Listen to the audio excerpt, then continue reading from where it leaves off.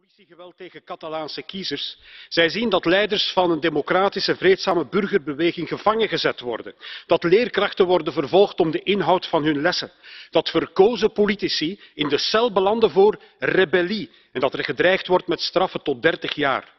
Burgers weten best wel dat dit niet strookt met de democratische principes, met de fundamentele rechten en vrijheden die we delen samen in de Europese Unie. This is why we call for the immediate release of all Catalan prisoners so they can run to the elections next 21st of December. Llibertat presos catalans. El pueblo catalán no se va a rendir. Centenares de miles se manifestaron este sábado y nosotros también exigimos hoy aquí libertad para los presos políticos. Häktas på obestämd tid för att de genomfört det de gått till val på. Ett mandat de fått av väljarna eftersom staten, EU-medlemmen, har vägrat all dialog och all förändring under många år. Och det är i sådana lägen som unionsmedborgarskapet måste spela roll. Där staten brister kan EU träda in. Idag undrar katalanerna var EU är eller om det ens är lönt att vara med.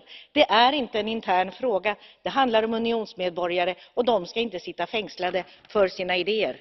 Cuando millones de catalanes llevan años reclamando sin éxito ser escuchados, reconocidos y respetados, organizar un referéndum no autorizado para superar el bloqueo es de lo más pacífico que puede hacerse. Reprimirlo a garrotazos y por la vía penal es tan inaceptable como inútil. Se han convocado elecciones por quien no tiene la potestad de hacerlo y que mantiene a sus opositores en la cárcel. ¿No es eso lo que querían los padres fundadores de la Unión? Porque eso no debe suceder en un Estado democrático del siglo XXI. Y no escandaliza a los líderes políticos, pero sí a los demócratas. ¡Qué vergüenza! Shame on you! Llibertat presos polítics catalans. Us volem a casa.